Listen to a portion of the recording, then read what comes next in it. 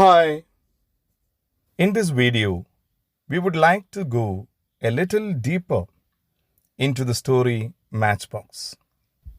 We know that women of that era, that is, the period in which Matchbox was written, didn't have all the privileges that women of this era are enjoying.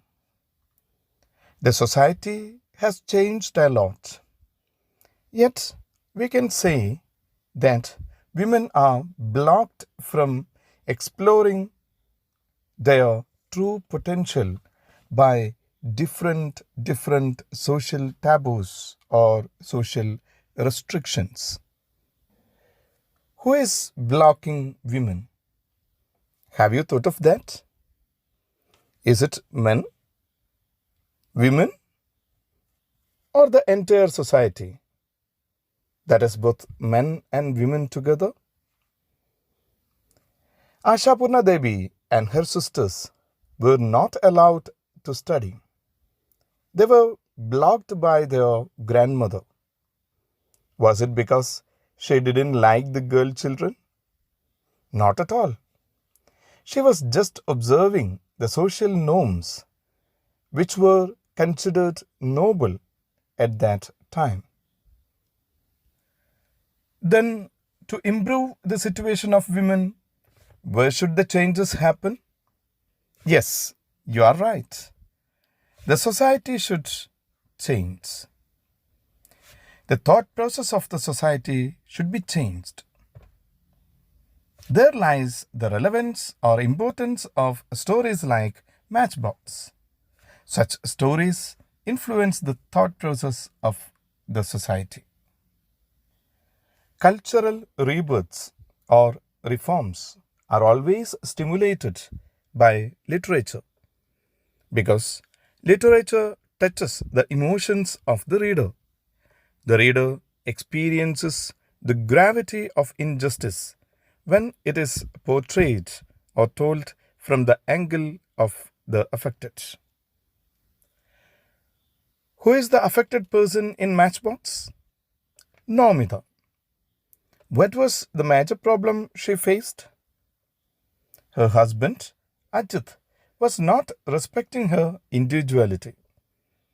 By collecting the letters to Nomita and keeping it himself, not even giving it to her, was it the only thing that provoked Nomita?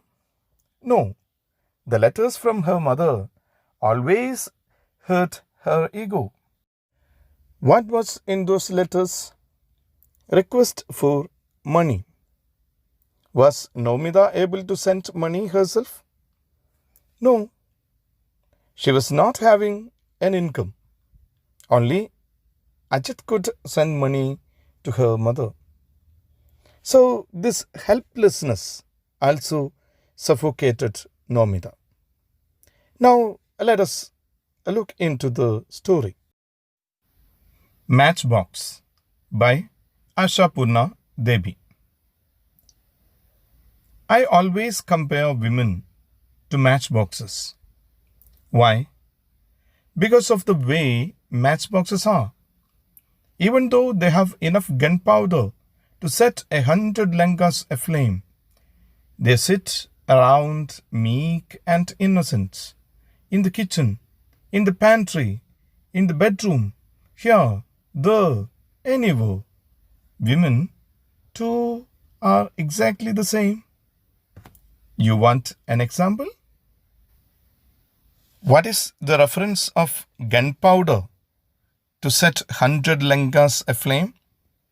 Yeah, it is from Ramayana.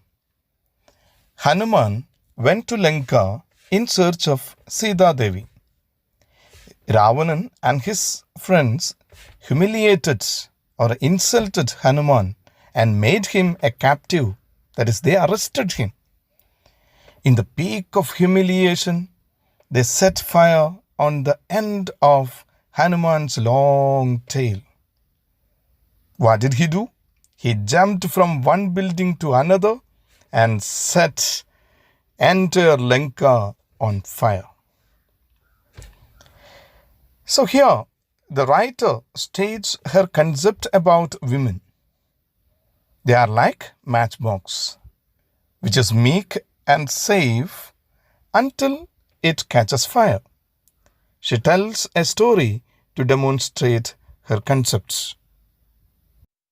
You want an example?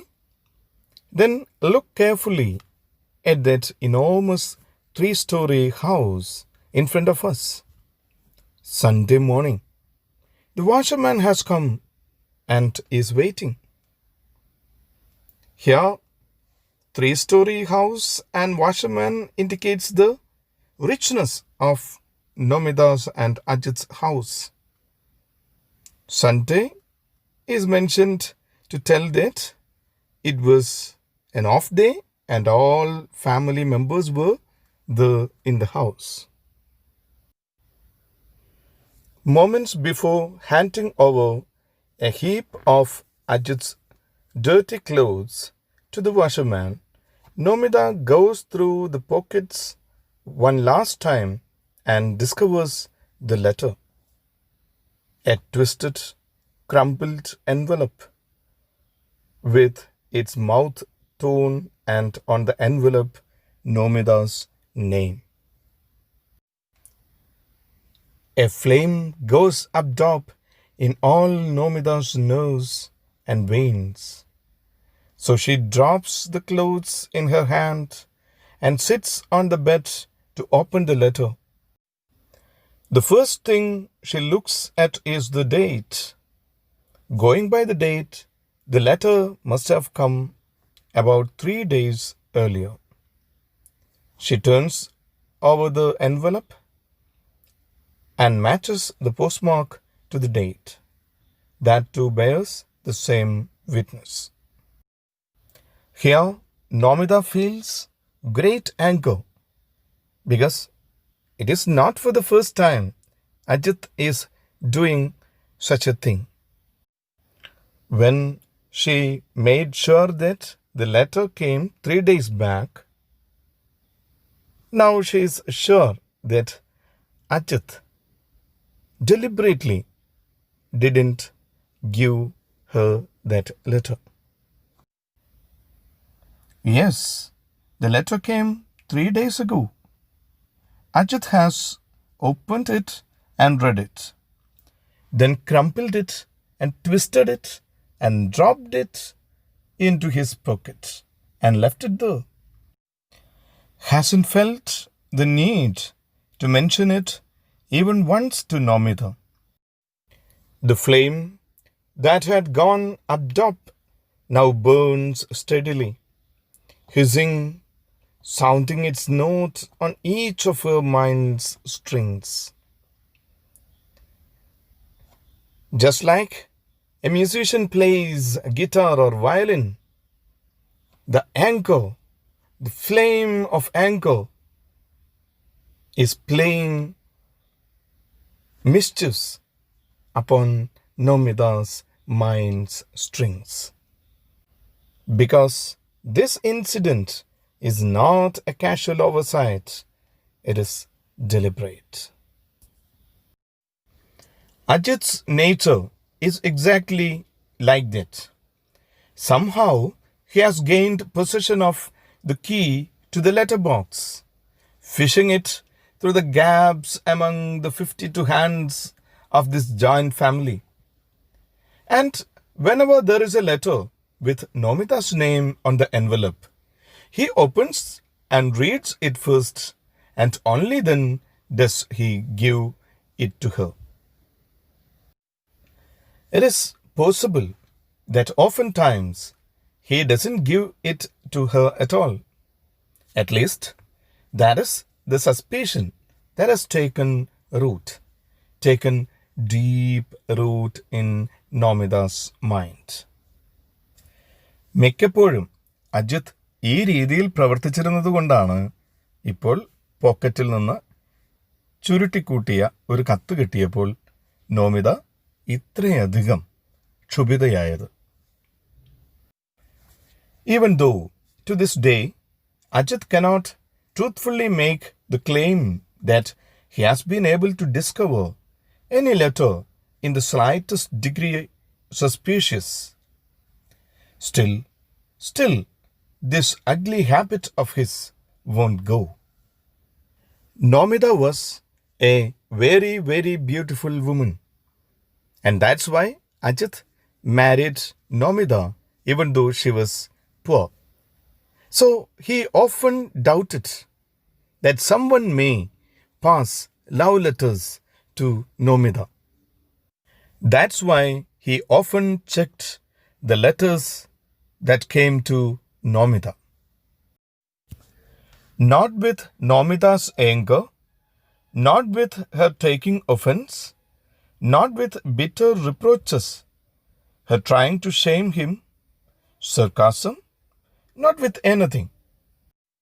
Nomida tried to stop this dirty habit of Ajit in different ways.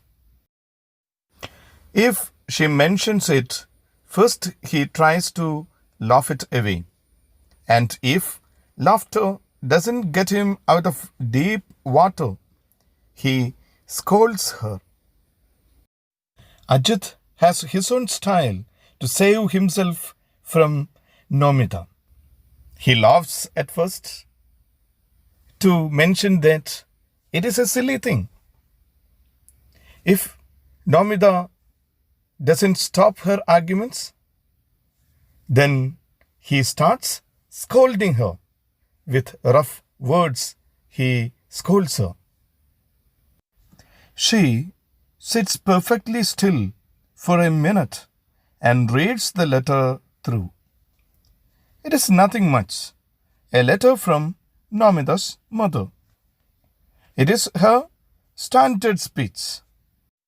The good woman has once again placed on the records the news of her various hardships and complaints getting worse, misfortune upon misfortune. The ceiling of her room is cracked and the rainwater falls through in ceaseless streams. If this is not immediately remedied, she will have to die crushed under the weight of a collapsed roof. So, such requests or financial requests were from Nomida's mother through these letters. She was a widow and only Ajit and Nomida could support her economically. So here, another woman, she is suffering from the economic crisis. She is not having job. She is not having any economic freedom. Of course, she does not dread that eventuality. Her daughter is a queen. Her son-in-law, high-minded, large-hearted, therefore, etc., etc. Here, Nomida's mother says that I am not afraid of such a misfortune because nothing will happen to me since you will help me to repair the house. നിങ്ങൾ എത്ര നല്ല നിലയിൽ കഴിയുന്നവരാണ്, എത്ര നല്ല മനസ്സുള്ള ആളുകളാണ്. അതുകൊണ്ട് തന്നെ അമ്മയ്ക്ക് ഒരാപത്തും വരാതെ നിങ്ങൾക്കാക്കും എന്ന് അമ്മയ്ക്ക് നല്ല ഉറപ്പുണ്ട്. എത്ര ഭംഗിയായിട്ടാണല്ലേ അമ്മ നോമിതയോട് ഈ ആവശ്യം, അഭ്യർത്ഥന അറിയിക്കുന്നത്. An indigent widow without husband or son, she was successful in consigning her daughter to a wealthy family's house on the strength of looks alone. But the good lady has never stopped taking credit at the slightest opportunity for her skill in that matter. And she has been finding such opportunities all along. Nomida's mother was a widow and she didn't have a son, no male support. Still, she managed to send Nomida to a wealthy family in marriage. Was the mother ashamed to request money from Nomida and Ajit? Not at all. She took all opportunities to ask for help, ask for money from Ajit and Nomida. Whenever Ajit sees a new letter from Nomida's mother, he smiles derisively and says, "Why bother to read that? I will go and fill out a money order form." What does it mean? There was nothing else in the letter but a request for money. Let us continue reading. Nomida's head hangs low with the shame and the insult of it.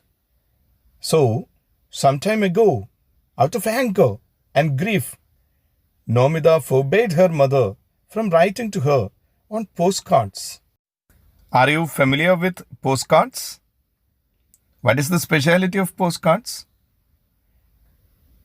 We can easily read that it has no cover. So, Nomida's mother used to write on postcards and send letters. So what was the problem? Anyone of Ajit's family and Ajit could easily read that. So Nomida asked mother, "Please don't write on postcards, mother.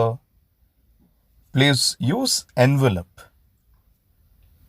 അങ്ങനെ കഷ്ടപ്പെട്ട് അമ്മ എഴുതിയിട്ടുള്ള ഒരു എൻവലപ്പിൽ അയച്ചിട്ടുള്ള ഒരു കത്താണ് അജിത്ത് ചുരുട്ടിക്കുട്ടി പോക്കറ്റിലിട്ടിരിക്കുന്നത്.